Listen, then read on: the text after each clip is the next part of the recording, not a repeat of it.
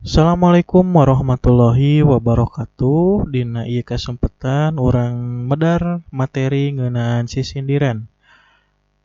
Naon sih anu disebut sisindiran?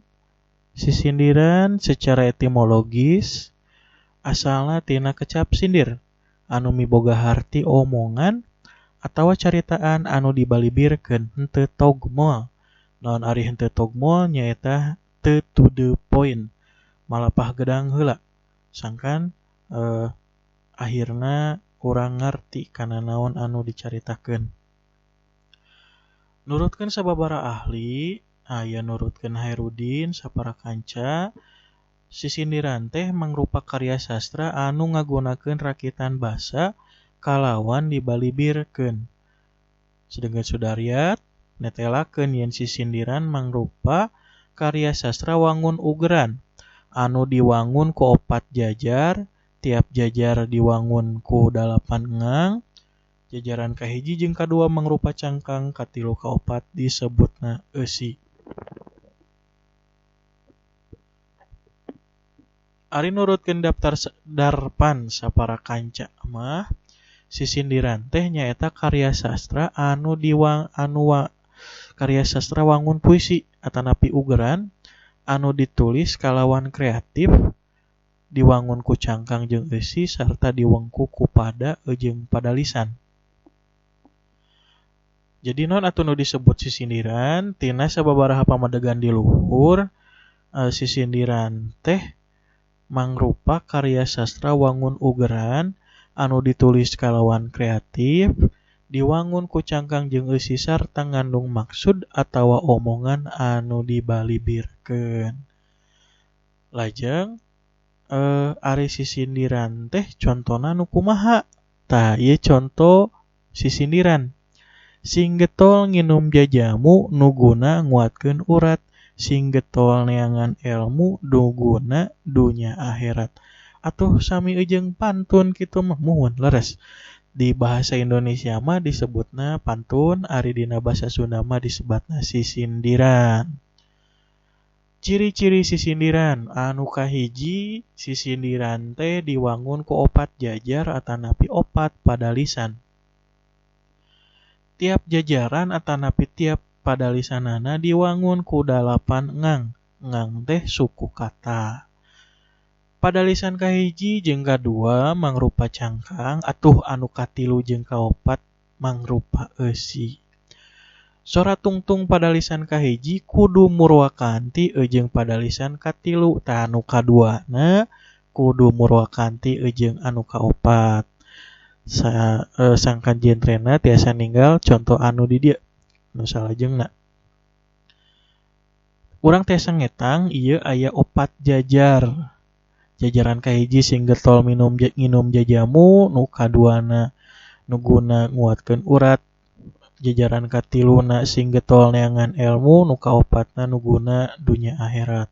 Tah ieu aya opat jajar. Tuluy 8 engang maksudna kumaha?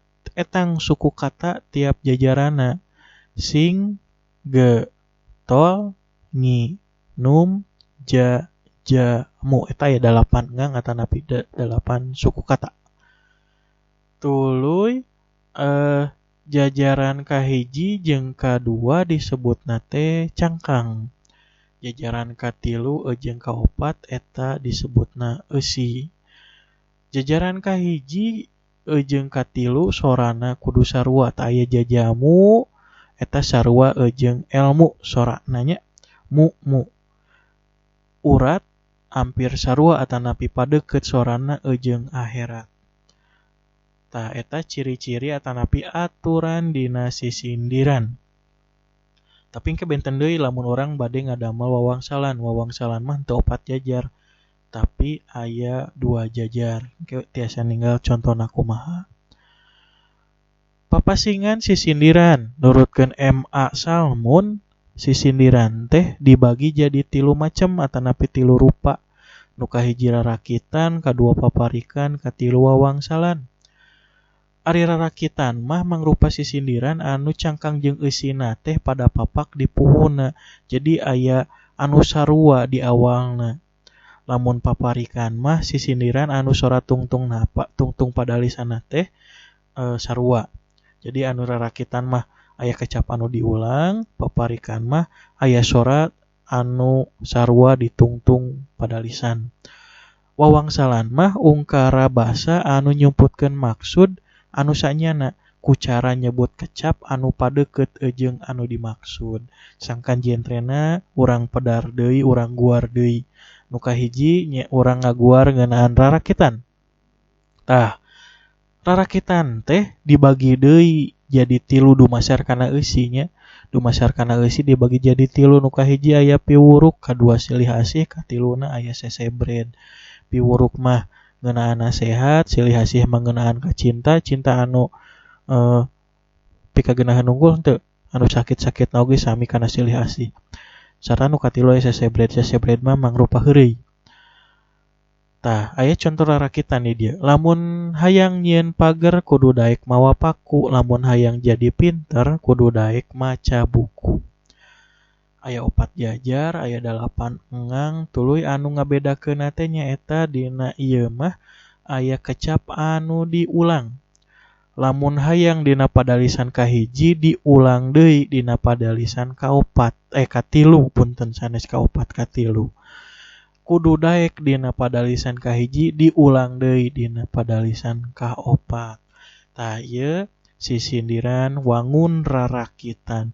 Ditinggal tina eusina ieu naon? Ieu mangrupa rarakitan piwuruk. Jadi lamun urang hayang pinter, urang kudu daek maca buku.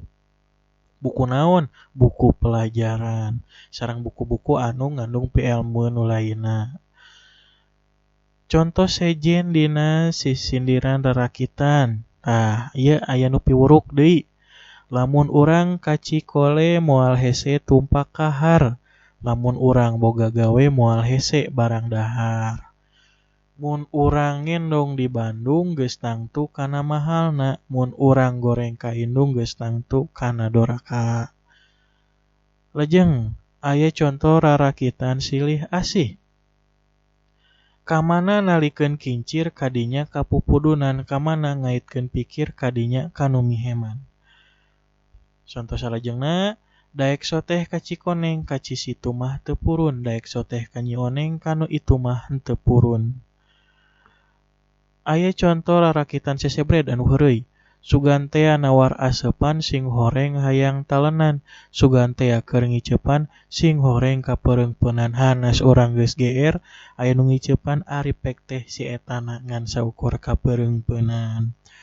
Aya budak mawa casan ngan hanjakal teu dibeuli, aya budak geulis pisan ngan hanjakal tara mandi. Percuma geulis-geulis tara mandi. Eta tilas dah direngrak dina pipi. Nu kadua wangun sisindiran teh nyaeta paparikan, sami sareng rarakitan. Paparikan ge dibagi jadi 3, aya piwuruk, silih asih jeung sesebred. Eta teu kaedit rusuh sami naon teh masih kene rarakitan kuduna paparikan oge. Tah ieu contona, contoh paparikan. Waliwis teu siga angsa, tali kincir kembang benda. Keur geulis rea kabisa, hanjakal teu kapibanda. Tah benten sareng rarakitan dina paparikan mah henteu aya kecap anu diulang. Tah contoh utama dina paparikan mah aya sora anu padeukeut ditungtung pada lisan. Sora angsa ampir padeukeut jeung kabisa dina padalisan kahiji jeung katilu. Tungtung sorana sarua sa. Tuluy aya kecap benda ampir padeukeut jeung kapibanda. Tah dina padalisan kadua jeung kaopat tungtung sorana sarua da. Sangkan leuwih jentre tiasa ninggal contoh salajengna. Aya nu silih asih. Sit uncuing dina cangkring ditimplik dina angsana, tiis teuing milik kuring ditampik kieu rasana aduh watir pisan ditolak. Baju tablo di Bulao kembangna katuncar mawur, ari bogoh ti bareto ayeuna beunang ku batur deudeuh teuing ditikung ku batur. Salajengna aya paparikan sesebred. Itu gunung ieu gunung diadukeun pak beledug. Itu pundung ieu pundung marebutkeun mujang budug. Nini nini kuang kuang belekok di sisi pagar. Nini nini hayang tuang dibekok ku aki jeger. Tah ieu contoh paparikan sesebreda atanapi heureuy. Salajengna piwuruk kakulah nyiar kapiting ngocok-ngocok bobodasna ulah sok liar ti peuting osok loba gogodana. Tah ulah sok liar ti peuting kusabab loba gogodana. Ti peuting mah waktuna istirahat, waktuna migawe hal-hal anu acan, misalkan bisa migawe hal anu acan beres atawa ngulang deui materi anu sangkan urang teh inget deui. Jajambaran bubur lemu keleuwih picung di ruang. Untung jalma loba elmu leuwih ti beunghar ku uang. Tah ieu luyu sareng paribasa uncal mah tara ridueun ku tanduk, lamun boga elmu mah moal berat mamawana. Tuluy nu katilu aya sisindiran wawangsalan. Tadina wawangsalan mah aya kecap atanapi wangsal anu kedah diteguh ku urang. Contoh wawangsalan. Teu beunang di hurang sawah, teu beunang di pika memet. Nah tadi tos diwartosan yen wawangsalan mah benten sareng sisindiran anu sanesna. Tah ieu mah diwangun ku dua padalisan, dua jajar. Tapi aturan nu sejenna mah sarua. Sapadalisan aya 8 ngang. Tuluy padalisan kahiji disebutna cangkang, padalisan kadua disebutna eusi. Dina ieu sisindiran aya wangsal anu kedah diteguh ku urang. Dina padalisan kahiji anu mangrupa cangkang teh biasana ngandung soal atawa clue atanapi pituduh atanapi petunjuk kana jawaban anu aya di padalisan kadua. Tah padalisan kadua teh mangrupa eusi. Tah dina ieu padalisan ge ngandung kecap anu disumputkeun. Tah jadi kecap anu disumputkeun teh dina padalisan kadua, cluena aya dina padalisan kahiji. Tah urang guar. Teu beunang di hurang sawah aya kecap hurang sawah dina padalisan kahiji. Nah aya hurang di sawah hurang udang. Nah aya di sawah teu aya mun ceuk akal mah. Ayana hurang, ayana udang teh biasana sok disusukan walungan atanapi di balong. Tah anu aya di sawah mah sanes hurang, sanes udang. Tapi sato sejenis serangga. Tah dinu padalisan kadua aya teu beunang di pika memet.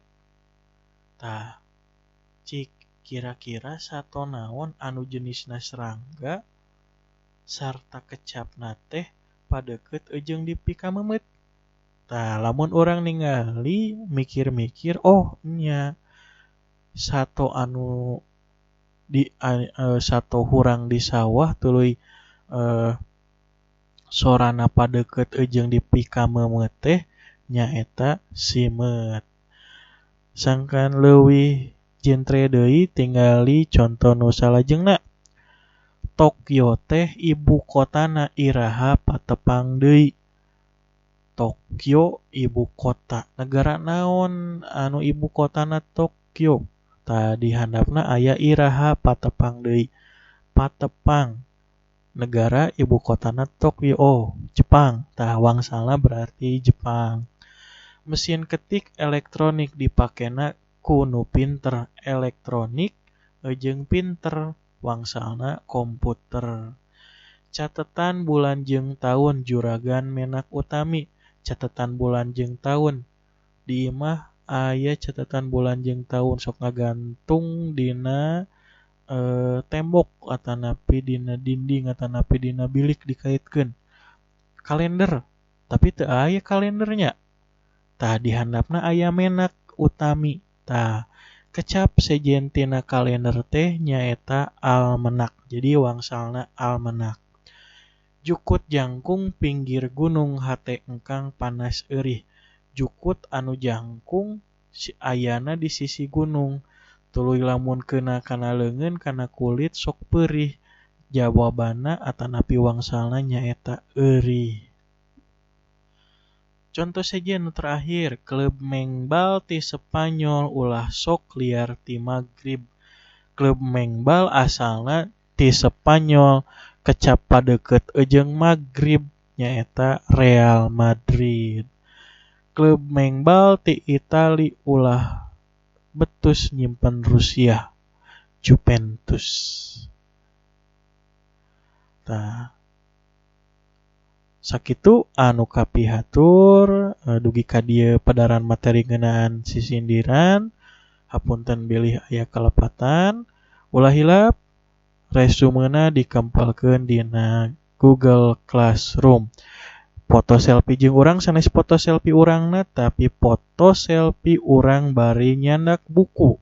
Jadi ulah selfie urangna hungkul siga tugas-tugas nu kamari. Aya foto selfie tapi beungeutna hungkul. Bapak teu butuh beungeut kalian tapi butuhna kalian kangge bukti yen kalian teh nyerat atanapi eta teh hasil resume urang. Ya piapina Bapak ge bisa nyaho suudona mah eta teh buku anu batur dipake video nu urang. Oke, tepang deui dina materi anu sejen dina bab nu katilu. Wabillahi taufiq wal hidayah. Wassalamualaikum warahmatullahi wabarakatuh.